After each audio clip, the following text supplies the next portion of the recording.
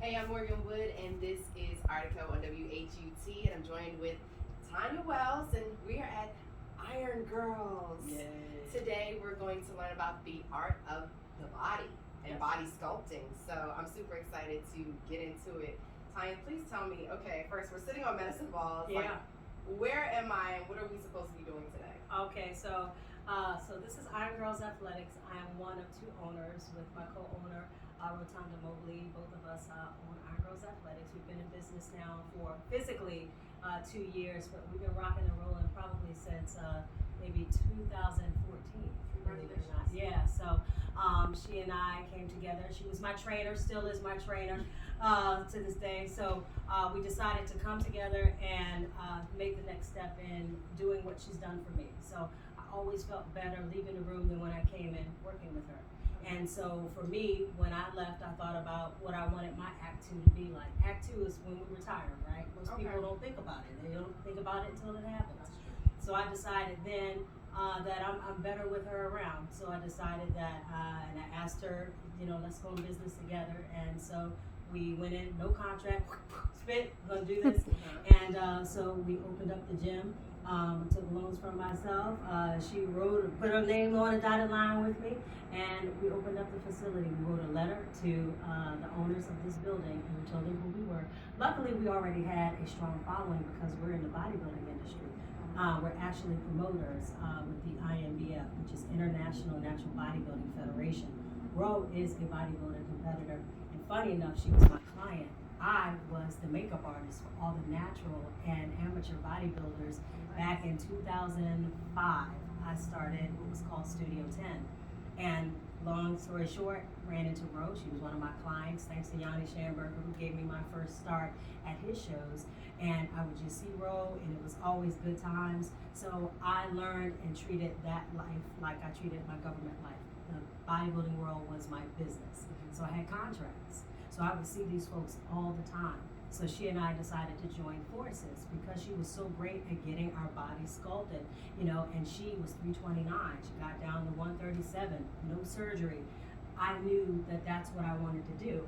I wanted to get down naturally. I wanted to be the best I could be, but I wanted my retirement to look like I felt now. So I decided to invest in her, and she decided to invest in me. And so we decided to put our names down. We wrote a letter to the owners, and funny enough, during COVID, we sent this letter off, and they gave us an opportunity, and they gave us just a quarter of the space that we have today. Now we have half of the whole floor, and hopefully, prayerfully, we'll have the whole floor pretty soon. But they gave us the opportunity. We opened our doors, 200 members strong, and today it's Iron Girls Athletics, and we bridged it because my role was always the pretty girl stuff, right? Yeah. So she gets us all right on the outside and then the inside, and I just been packaging super good. So we have med spa services, and back to Mr. Yanni Schamberger, I reached out to him, his youngest daughter, who wasn't even in the world when I first got introduced to bodybuilding. She became an esthetician. So I said I would like for her to come and work for us, but not as us, but be her own business, because we wanted to give other women the opportunity of building their brand and starting now. So she said yes, so she came on as our esthetician.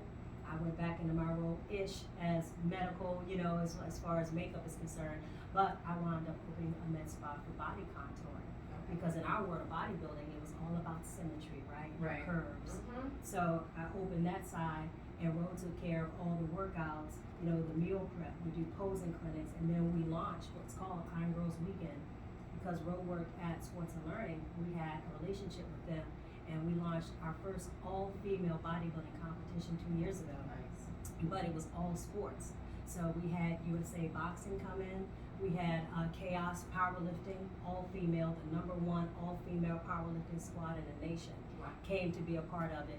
And just all the DMV small businesses. So just think of the 7 on Your Side, for your health event, but think of this as all women in extreme sports and all the businesses that are out here supporting those women. Because at the end of the day, we're still moms. Right. We're still wives. Ro and I both have 2 children. Our yoga girl has 3 children, but we're all finding our second act through health and wellness. And we hope that Iron Girls Athletics is the vehicle for that, because we found our calling, so we want to be of service. And so I'm hoping we still are. That's an amazing story that you're telling me about your background with URO. I mean, sheesh.